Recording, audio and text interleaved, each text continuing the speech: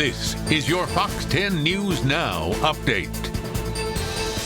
Hi everyone, Eric Reynolds with your Fox 10 News Now update. We're continuing to keep track of the coronavirus pandemic. Fox 10 News has learned that 2 staff members at the Loxley Community Work Center have tested positive for COVID-19. The Alabama Corrections Department says that those workers have self-quarantined. We're told an investigation is underway to find out who they may have come in contact with. Now, officials tell us that nearly 300 corrections staff in Alabama have tested positive. More than 170 of them have since been cleared, though, to go back to work.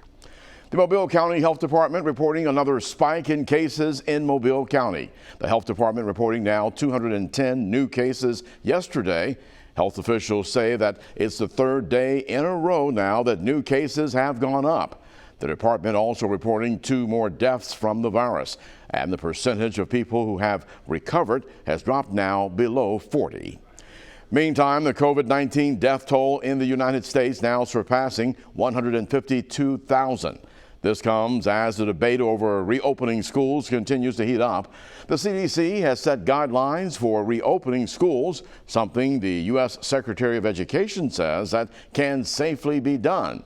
But many teachers' unions argue that bringing children back too early puts school employees at risk. A long-awaited decision on the 2020 SEC football season. Alabama, Auburn, and the entire Southeastern Conference will begin their season on September the 26th.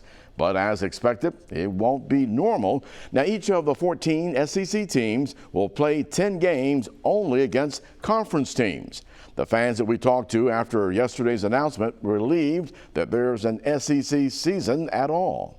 Just so I can get college football, I'll wait. I'm willing to wait. I'm happy to hear that there is a plan in place to get back to some normalcy. Anything for football, I guess is what I'm saying.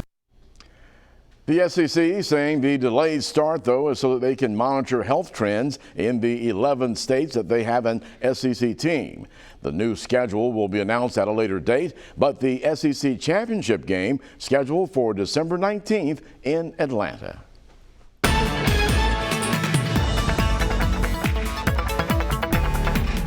I'm meteorologist Michael White with your Fox 10 Storm Tracker report, and you can see that things have been very quiet overnight. We only had minimal showers popping up throughout the day on Thursday, and today's rain coverage is going to be even less than that. The chance of any one spot getting wet is only about 5%. We're expecting mostly dry weather, a few clouds to start the day off with, and then we'll see the sky clearing by afternoon, and we're actually going to end up with a pretty sunny and decent day for the last day of July.